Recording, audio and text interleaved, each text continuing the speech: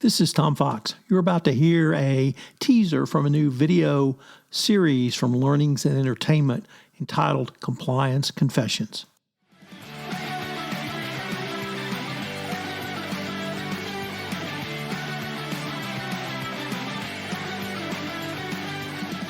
They're like a piñata full of no's. I enjoy them as much as a chicken enjoys seeing a coyote. Blah, blah, blah, ethics, blah, blah, blah, compliance. That was the teaser audio.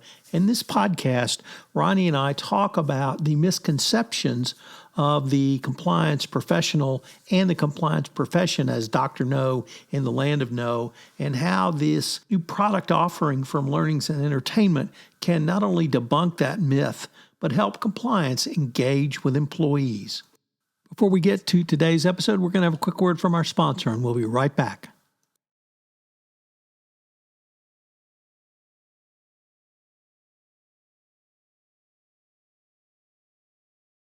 And after a summer and early fall hiatus, we are back with more episodes of Creativity and Compliance. First of all, welcome back, Ronnie. Hey, it's good to be here. So, Ronnie, you've been a busy boy, and you have come up with some really interesting, new, and frankly fun communication offerings. And I wanted to maybe take a couple of episodes to actually explore those. And the first one, what I want to talk about is new compliance confessions, because that's by far my favorite. So tell us, what's this new offering? How do you envision it being used? And I will tell you my interpretation and why I thought it was so perfect. This is a really fun idea. This is one of those things like, you know how my whole business is about trying to make ethics compliance more welcoming and approachable and to find entertaining ways to do that. And this idea actually came from, I was at one of those and talking to some compliance professionals, and they were lamenting I said, what are the worst things that people say about you? And they were like, the office of no, and it's being sent to the principal's office, and the corporate cops, and those kinds of things. And it occurred to me that I had recently seen online, Jimmy Kimmel, one of the late night talk shows, does this thing called mean tweets. And in that bit that they do, they get celebrities they make the celebrities essentially read the most horrible things that are said about them from the internet, and they read them and they kind of laugh at themselves. And it's really very endearing for these actors because it shows that they can take a joke. And the light bulb went on, and I'm like, gosh, there's an elephant in the room when we talk about ethics compliance. We're focused on training and risk assessments and doing all these things, but we never talk about the fact that most employees, by the name ethics and compliance, they shut down. They think of the finger wag, and they think of the boring trainings, and they have mostly a negative concept about what ethics compliance is, and it's wrong because all of you out there are trying to help them. And so I feel like we need to talk about this. Long story short, we're like, let's make mean tweets for compliance. And so I surveyed all of my clients. I said, tell me all the terrible things that people say about you. And then we had actors playing compliance officers speak these things and have a gentle laugh at themselves, and then slowly making the turn to debunk those things and tell people what you actually are there to do, which is to provide advice and support and a resource that helps them feel psychologically safe, so that they will come talk to you and get your help and support. Anyway, that was the idea behind that. There's some interesting applications of it, but tell me what your thought was about it, Tom. I'm curious. So first of all, I have said for at least 15 years, compliance is Dr. No from the land of no. We're here to say no. Mm-hmm. And everyone, who's ever watched a James Bond movie, they resonate with Dr. No. And the land of no, that works pretty well too. But here's the hook that got me, Ronnie. The first time I did literally compliance training, and every training since then, the first time I did my lawyer spiel, policies and procedures, and this is what you do, and don't do this, and do this. And of course, I got nobody's attention, and it was a complete disaster. And literally, the last minute I said, I really don't care what you remember or don't remember from this training, except for one thing. And I put my hand up. And that's, if you got a question, raise your hand. Just raise your hand. You don't have to know the answer. You don't have to know if there's a problem. You don't have to know if there's a violation. All I want you to remember is just raise your hand. And that became the way I taught. I would go through all the policies and procedure, and I said, these are very important, and you need to understand these, but guess what? They don't mean a thing. All you have to remember is raise your hand. And certainly you had different phrases for compliance department, compliance officers, compliance professionals. But the last 5 seconds, maybe 10 seconds, with that woman who said, look, we're here to help. And that so resonated with me. And I guess if I could even go back further in my corporate career, we had a safety before every meeting. And people would get really, they would put PowerPoints together or other creative stuff. And I remember one time I put a one concept idea on one slide, and some senior executive at the company I work said, that's the best safety moment I've ever heard. Short, sweet, here's what you do, and let's move on. And that always stuck with me and struck me then. It stuck with me that if you give them one thing, they'll remember that. And if you give them, all you do is raise your hand, they'll remember that. And so when, as funny as it was to see the different names, that last 10 seconds had me. You completely had me on the message that I try to communicate. Just raise your hand. You don't have to know. You don't have to remember anything I've said. And that seemed to resonate as well as any other message I've ever communicated. So that's why I found it so powerful. I appreciate that, Tom. You're making me think about, I think it's Maya Angelou who said people don't remember what you say, but they'll remember how you make them feel. And so I take that to heart. A lot of the content that I create is like to try and make something that is empathetic. So you're putting the thing, again, obviously I made some content here for compliance officers to use, but the thinking behind it was that you can get empathy from your audience by acknowledging how they feel.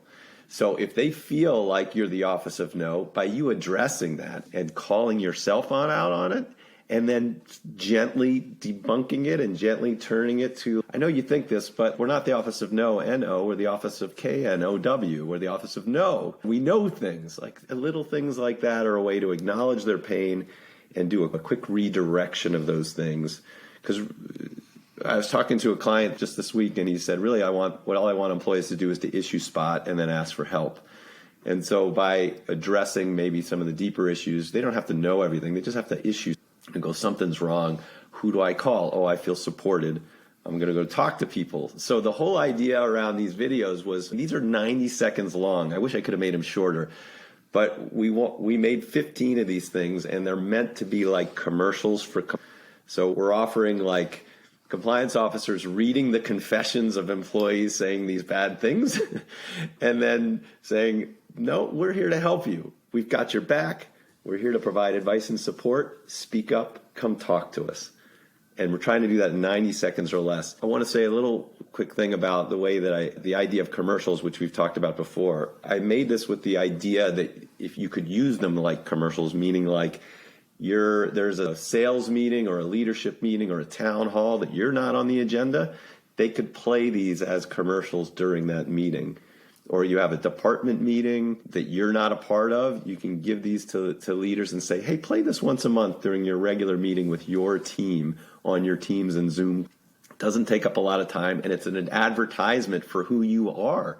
And I love that because it's not pushing out a training through an LMS. It's just having a presence, a positive, empathetic, thoughtful, hopefully fun and entertaining presence.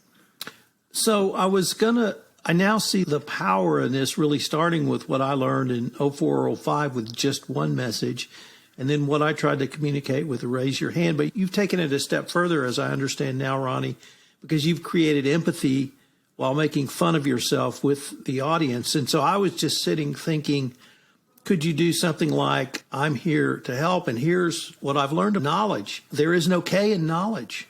It starts with an N or some other self-effacing statement. But the other thing was, and let me pick up on your part about a commercial for compliance. Most corporations, every meeting starts with a safety moment or something like that. If you have a compliance moment, you could play this. And not only does it give you that substantive message that you want to communicate. But remember, the Department of Justice is now evaluating corporate culture as a part of their overall evaluation if you're in enforcement action. And you can point to these spots, these commercials, these 30, 60, 90-second pieces to show this is how we foster and maintain a culture of compliance, and this is how we talk about it. Yeah, it's funny. Yeah, it's self-effacing. But guess what? People remember it. So you can actually use your new service offering or product offering to fulfill your obligation to foster a corporate culture of compliance. I love that you said that. And I'm glad you said that because I didn't even think of it that way. But I think I do think of it about corporate culture because to me, the most important, but I've been screaming this from the rafters forever, which is that we focus on and these measures, do they pass the test and all that. And really the most important thing is that people feel supported, this whole idea of psychological safety. And we know that most people agree that you should speak up and most people do not do it. We know that most people do not. So you can't change that culture with a quarterly campaign or a once-a-year campaign or a training. You have to change that by saying that we should speak up and that you're supported and here's how you can do it. And there's a hotline where you can be anonymous and you have to say these things over and over again as often as you can, as many places as you can.